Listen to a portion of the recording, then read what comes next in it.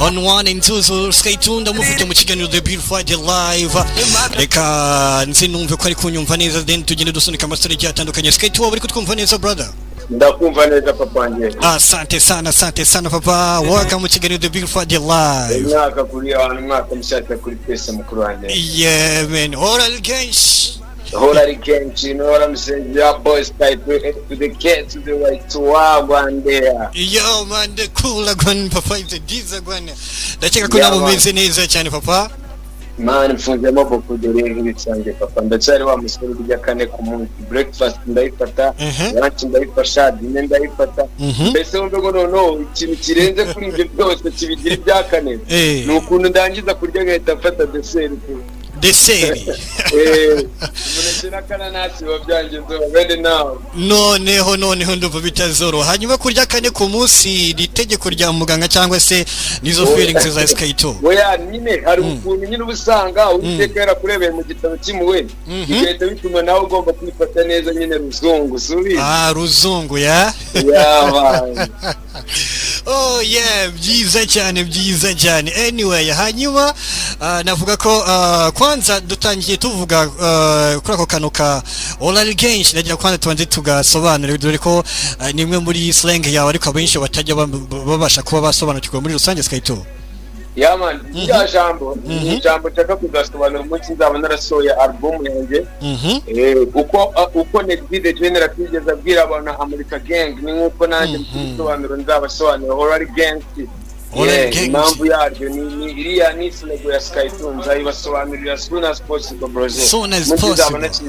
Yeah man, byiza cyane. Nuvuga ngo karacyara gaseke dupfundikiriye kwa.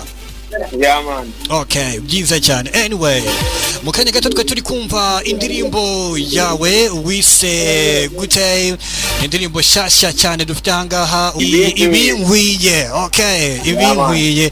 Indirimbo navuga ko imeze neza cyane na kuri habari production ya audio ndetse na kuri production ya video. Kwanza najya ngo duhere kuri iyi title ibinkwiye. Kubera iki ibinkwiye? Dore ko bisa nkaho ari indirimbo uvuga ushimira Imana aho ubwira abantu ko wakuze usenga Imana ugukorera Imana ariko ngo ukabiri gukorera Shetani ibintu nk'ibyo. So nagira ngo uduhe gato kuri ndirimbo yaje gute muri rusange. Yeah man, ku ndirimbo yateguye indirimbo nakurikije feedback zaje zituruka mu bafana bitewe n'ibyo twagiye tuzi muri game. Aje nari mfite umucompetitor yanjye twa PapaCyangwe. Yeah man, uburyo twatangiye game abantu babonaga C.E.O. ari ngewe uri hejuru yiwe. Yeah man. Yeah man, right now nyine tubizi byaje kurangira afite mu move meze neza ariko ntago ira move yakanga C.E.O. kubera ko ira move ni ya management. Yes. Ni namahirwe meza yagize yabonye move wagira management iramusupportinga. Ngewe nono antigaho gato yabitewe nuko yarari muri move ya management. Yeah man. No ngewe ndangije ndavuga ati wazgo none abafana bagiye bambwira umuvandimwe nkaratangiranyira gutsiga ndavuga toke ni byiza ntago umugisha wiwe utandukanye n'uwanjye. Ndavuga ati umugisha wanjye n'uyu nguyu yewe Imana izame ibintu nzakora ibyanjye biturutse ku bw'umugisha wanjye. Yeah man. Ni nabyiza cyane kuba yarateye imbere ariko noneho wumve ngo byaje kuma motivation yo gutangiriza company yanjye twa C.E.O. wabagaye present. Okay, C.E.O. wabagaye presents. Yeah man, C.E.O. wabagaye present niyo company yanjye tinzi nimba usiga ubona indirimbo zanjye nyinshi ziri gusohoka kuva natangira Zela rinda moae no kuri ibinkwiye ni indirimbo zaturutse muri C.E.O. wabagaye present. Yeah man. Niyo mpamvu ngiye naravuze ati reka nkore indirimbo nyine yo kunezerwa n'ibyo nagezeho kubera ko nanjye ari byo nagezeho. Yeah man, birumvikana kabisa. Bitandukanye. Uwo mwanya rero nahise mvuga kuko ntago bakakanya ntago nakompeta na PapaCyangwe. Ubundi gukompeta na rebo zose zo mu Rwanda kuri ko nanjye kanje C.E.O. wabagaye ni rebo. Ni level of course. Iri gukompeta na The Main Present, iri gukompeta na Rock Entertainment, iri gukampana na Zakina Music. You know what I'm saying? Icyo gihe urumva ko ngewe ndarenze ndi gukora my own project. sigaye nitwa owner. CEO. Oh my god, big up sana kuri iyo ntambwe. By the way, ngufitiye hano ijwi rya PapaCyangwe tukimuriho tutaramuvinga. Yarari mu kiganiro hamwe na Abwizi kuri Fine. Ndakeka Abwizi numwe mu ba friend bawe, gusa hari icyo bamubajije kubijyanye na C.E.O. umvuko yasubije, then tuze dukomeza tubwira na comment wenda warenza, right? Yeah man. Rwose C.E.O. ambabarire cyane sinyishaka no kumugaruka. Kubera iki? Kubera ko ntago tukiri ku rwego rumwe. Ntago tukiri ku rwego rumwe. Ntago tukiri ku rwego rumwe. Na C.E.O. Wabagahe uri kuri level bro? Ubu nje ndi kuri level ya PapaCyangwe nyine official to. Ntago nje nyiri kuri level yo kudisingana cyangwa kujya muri battle na C.E.O. cyangwa n'undi muntu wese. Nje ndi kuri level yo guha abantu imiziki myiza. C.E.O. ndakeka ko ino message yumvise neza, so nicyo cyaho hanga. Ni petit frer cyo koko yabigishije. Petit frer yabigishijemo neza. Ntago tukiri ku rwego rumwe. Nje ndi owner nganye na boss wiwe cyangwa se papa wiwe, ntabwo turi ku rwego rumwe. Ndi mu gihe cyo gufata umuhungu wanjye Doughboy agakompeta na PapaCyangwe. Orari genshi brother. Uradusajije no kuri kuyibana. Anyway, ntabwo caza ibintu mubwira bifite fact brother. Kabisa. Owner wa company yanjye, bifite company yanjye. Kabisa. Ziza zanditse kuri C.E.O. ntabwo ziza zanditse ku wundi muntu. As long as yuko muri aka kanya mu gihe company yanjye ubu n'umuntu uzakenera C.E.O. ari we wese azaza kudiringa na C.E.O. wabagaye present. Kabisa. Azadiringa na skit cyangwa se C.E.O. azadiringa na C.E.O. present, you know. Neza cyane uvuga ngo uyu munsi C.E.O. afite ni CEO nkuko twavuga wenda nka Diamond Platnumz afite Wasafi. Uyu munsi nawe twakugereranya muri iyo category, right? Oya ni rwo rwego ndo none se konta nibyo ndyaho kabyara we. Kabyara. Okay, anyway, hanyuma wa ufite wenda backup iri kugenda ibigufashamo kugira ngo wenda C.E.O. entertainment igera higera.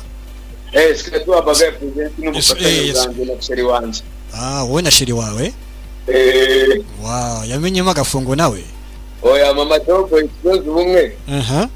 Ubu turimo turafatanya mu rwego kugira ngo tuzamure ya company. Yeah, byiza cyane. Byiza cyane. Tunazamurontinga tuzamubereka tu. Tubumenye tujye tunamuha respect akwiye, sibyo se? Yeah man, of course nawe ari muri ba bantu mvuga ngo ni ibinkuye tu. Neza cyane.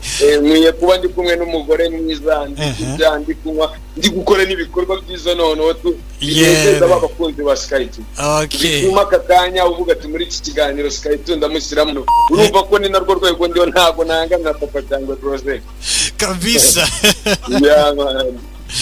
Ngo urihariye mzee, you know? Bro man, umva njewe no wumve ngo nge ndi kwimaringa tu. Kumwimocha. Kabisa. Anyway. Ariko uretse ko navuga Kinyarwanda anyway. Uvuga iki kirimi? Nsigaye ndi umutaliyani. Tubwireho gato mu Gitaliyani twumve. Ari ukuntu umuntu yajyaga ambaza ngo wabagaye C.E.O.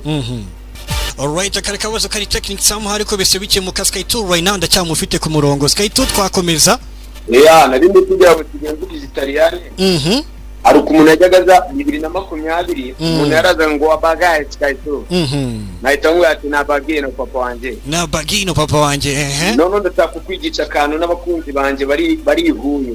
Cyangwa se bari n'ibutare bari Nyanza bari hehe n'abandi bantu bakurikiranye radio bari hose. Yeah man. Umuntu najya kumbura C.E.O. Ajya mbaza ngo Master C.E.O. Oh my god, Nebimba tsamumbaza ngo Master C.E.O. Master C.E.O. Esto ve papanje. Oh my god. Again to that yo. Ndumva ibintu byarageze ku rundi rwego. Bimaze gufata urundi rwego. Oh my god, ni acari. Na madamu nuvangu nirwo rurimi usigaye mwiganirira we nawe. Yes, iyo ukumbuye C.E.O. kugera nyine tuba tugomba kugererega no kwindi level. Nimba waraza gukambaza tubagaye C.E.O. Tugere tunamaze Master C.E.O. Master C.E.O. Esto be papanje. Ongera ukambaza ariko nje mbasho abantu kuri Friday. Twagiye Master C.E.O. Esto be dadio. Oh my god. ubwo gihe aho ngaho leta ndenzeho iki nsubije gutyo icyo gihe tuvuga ati let's stopping. Let's stop it. Of course. Oh my God. Comment start skate Stop that young. Let's stopping. Of course, brother.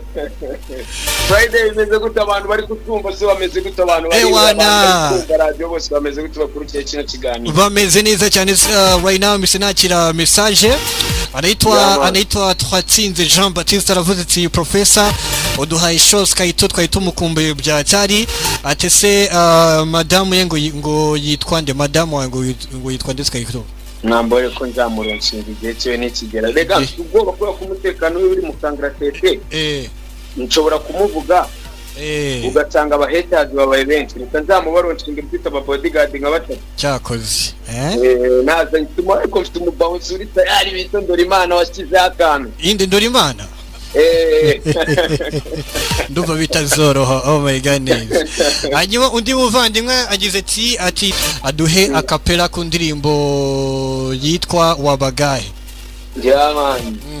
Nza nkubwira ngo ese ubundi wabagaye wowe babigale nabagino ese ubundi wabagaye wowe babigale nabagino nacomokaga mu kavumo ukambona motungi nyinshi cyane nagukubira kuri phone ukankatira wabagaye ubusobe bwese uko kuvangira kuki wowe utamakira waneze kazuga zi Kigali waneze mapubeli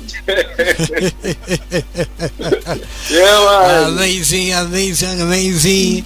Hanyuma undi yitwa Anita ati uzaza kudusura Huye ryari Skyto Skyto ndabazira stone uyende shaka kubagwiramo meze fresh ndi kubaririmbira ku ndirimbo yanjye biti binkwi ahubwo abantu bamba bari ndirimbo bamba bari bagenda bakire muri telefone yabo ibimenyesho zigiye zitandukanye kabisa nimwe mu ndirimbo nakunze cyane. Hanyuma akandi kabazo gato kuri iriya ndirimbo ifite n'amashusho ameze neza by the way uriya mutipe acting kuri ya uriya mutipe acting nk'ikintu kimeze nk'ikizimu sama n'iki uriya mutipe bamubonye gute mu byukuri uriya bamwita Satani niryo zina ryiwe abantu benshi baramuzi akina muri filime ya Mediovumo wa Pante Ruspa numwapere mwiza mu gihugu nararirimbye bitewe n'irandirimbo hari ahantu nzamuga ngo nakuze nk'undi Imana ariko nkorera Satani niruka n'ibirenge n'imotati bya mirenge igisi nabyo bikomeza kunca intege Imana yanjye tubizi intege mu bugingo inge nabwe ngo nitubyumva kimwe duhora dupfa bose twagakwiriye kumwe Imana yanjye tubizi intege mu bugingo urarigenga ya Satani nyine nabasabaga Imana nzizaje nindi mitego ya Satani ariko mu rwego rwo kugira ngo nyine nakinge fresh abantu babone niyo move imeze nk'iya Satani like itanshyiramo mwapere ushobora kubyakinga kugira ngo nkoreshe ibintu nyine bitari unique neza cyane anyway tugenda tugana ku musozo noneho sinzi niba hari ikindi usaba abaduteza amatwi right dore ko ubafitiye byinshi cyane ngo bigiye bitandukanye man tunasaba kunzi wanjye muri sakanya first of all ndabashimira Imana bo mu kuba batumye professor umpamagara ukavuga ati Skyto hamwe na team yawe yose dukurikiranye bose appreciate Imana komeze kumugisha komeze kunshyigikira ikintu nasaba abafana banjye nababwira ati bakomeze kunshyigikira bagere ku channel ya YouTube indirimbo yanjye irimuye ni Skyto wabagaye ugakora subscribe umufana wanjye uri wese kuba yanganiriza kubera kunsanga ku rukuta rwanjye rwa Instagram ni Skyto wabagaye agakanda follow agahita nyohereza kameta gatanga ati Skyto from Dixon nakumva ewan hagahita irahime kuri Facebook n'ibyo byose keep it up bro the weekend ikomeze kubaryohera bafeeling indirimbo zitimuye kabane namwe all are again through my God asante sana man manuza mibi tokusuzugura tudede mitego y'umwaje Satani wifuza